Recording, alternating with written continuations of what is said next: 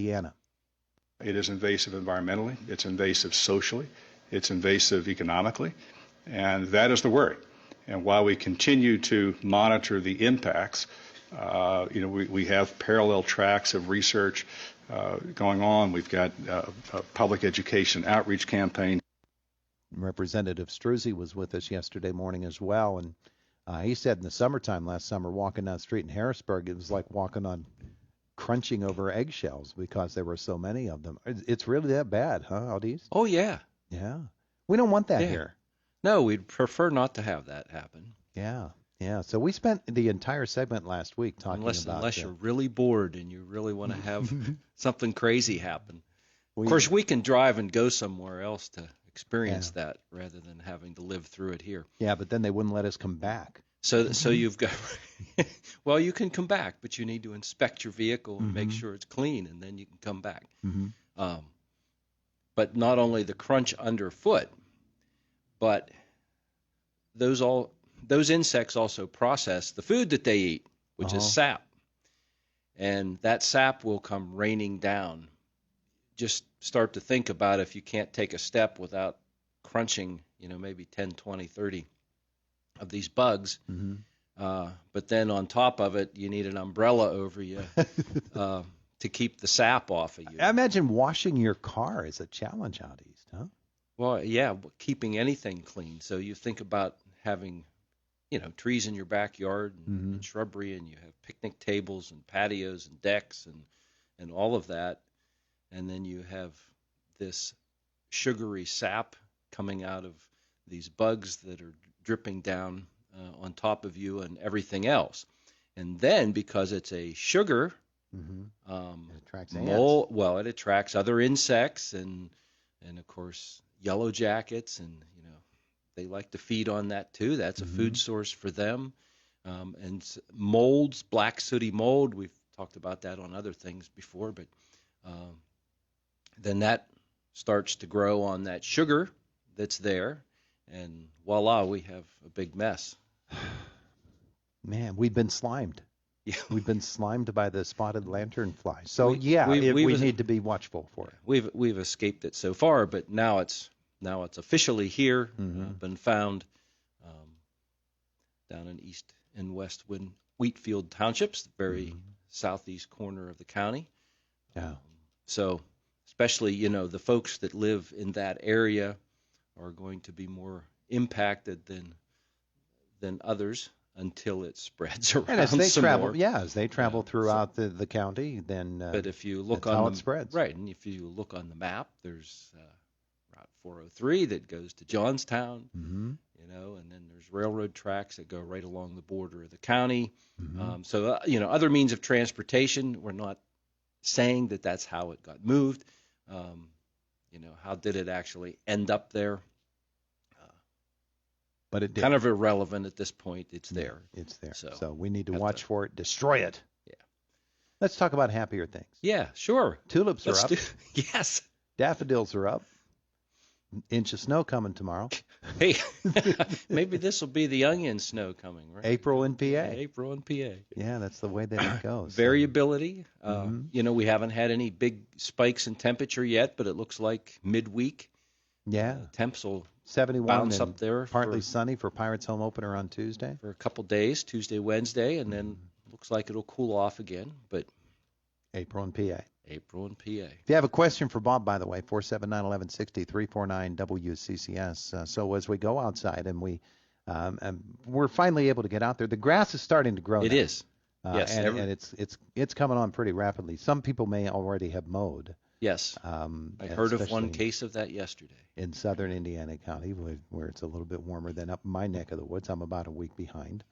But that being the case, let's talk about mowing your lawn in the early spring, when the grass really does shoot up rapidly. And sometimes with different types of grass, different types of conditions, you'll have patches of your yard that are really, really high, and other patches that are just well behind and haven't really started to grow yet. Just go for the high patches, or just for evenness, go over that low stuff? Yeah, you're going to end up mowing the whole thing. most likely. Yeah, because you're just going to think, nah, I got to do it all. Yeah, and it'd be hard to. Those high patches won't be evenly distributed throughout the yard neither. So probably just mow over the whole thing. And there may be a little bit of leaves and things that are still on there or have blown in. Yeah. So you can crunch those up and break them down, and they actually become a little bit of a mulch, and over time as they decay will become organic matter that can help feed the grass as well. And of course those areas that tend to grow faster, quicker, may have been fertilized, not by you, but maybe by some wildlife that By nature. yeah Yeah.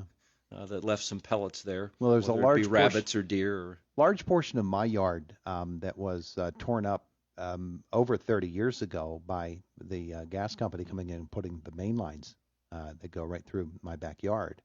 And when they did, they used mushroom manure. That grass is still much, much stronger and grows much, much faster 30 years later, 35 years later, than the rest of the grass in the yard. That stuff is powerful stuff. Yeah, and then also that ground was disturbed, so it was dug up, and they may have put some, when they pushed it back in, they may have put some topsoil in there. That ground was also loosened up at that point too, which can make a better environment for growing things because we loosen the soil. Now we can still have loose soil in a no-till situation.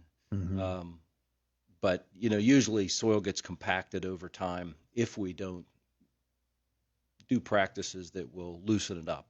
In the case of a yard, it just might be aeration, where we take cores out, and that just opens things back up. If we have a healthy environment in the soil, if the soil's healthy, then there will be organisms and earthworms and other bugs that will be in that soil that will help maintain that soil structure. So they'll dig. Essentially they're tunneling, they're opening up ways to get some oxygen in there. And so that combination of opening it up and having oxygen in there and having air spaces allow also places for water to be when there's moisture in the ground. So all that makes a better environment for plants to grow and root systems to grow. Yeah. For people who are obsessed with dandelions, and their prevention, most people have just given up because if the neighbors have them, you're going to get them no matter what you do. Yeah, they'll creep back in. But for people, sometimes more than creep. People who want desperately to avoid dandelions in their yards, at this point, there's not a lot they can do. Is there? Well, so there probably will be a variation. There'll be some seeds that'll germinate this spring and come up and make new plants. There'll also be plants that germinated last year. Developed that root system. They may have died back over winter, and then now they're getting a flush of growth from that root system. So you'll have different ages of plants there to deal with. And there's dandelions out there now have already started to grow. So you can treat those now.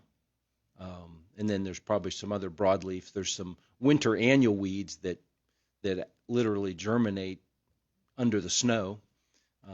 Or have germinated by now. The chickweeds and things like that are already up, henbit, and they're winter annuals.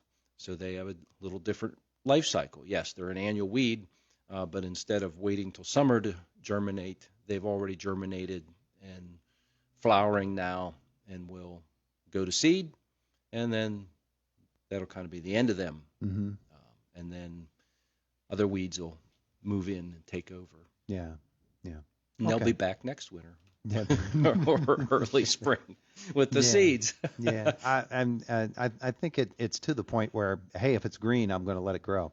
And that's because when you're driving by at 45, 50 miles an hour, that lawn looks great. It looks wonderful, doesn't it? Yeah. It's just green. On my dirt roads, though, you can't do that. You have to drive at a much slower pace. But otherwise, you can't see the green for the dust coming up. Yeah, well, right? that's it too. You got to go on a dirt road to get to my dirt road. It's that time of the year when we start to look about at our lawns and our gardens too. It's not yet time, I think, to get some of the wetter gardens ready. Right. And the cold weather should be an indicator of that too. Yes. Yeah. kind of adjust and do things as you can do them. And every year is different. We can't do it by a calendar date. Oh, I had this crop planted by April 1st last year, so I'm going to beat that date this year. Mm-hmm. Well, if the weather allows you to do that, yeah, that's fine. But if it doesn't, oftentimes we're better waiting, because when the soils are cold, when they're damp and wet, it's not good to work the soil, number one.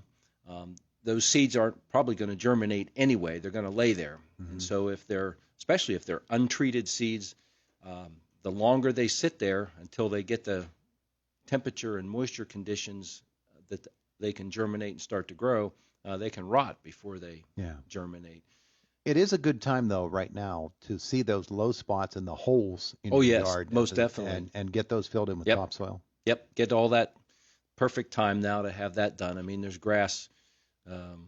I seeded some grass a couple of weeks ago, and there was some other grass that had been dug up and reseeded a month ago, and that's up. And just in the last few days, it looks like a green carpet now. So those seeds, grass seed, it will germinate and grow in cooler conditions. Yeah, that place where you ride over on your riding mower and bounce up in the air. Because where you have your sewer line dug up. Exactly. That's the spot I'm thinking of. All right, Robert, thank you so much. You're welcome. Thank you. The voice of Indiana County, WCCS 101.1 FM and AM 1160.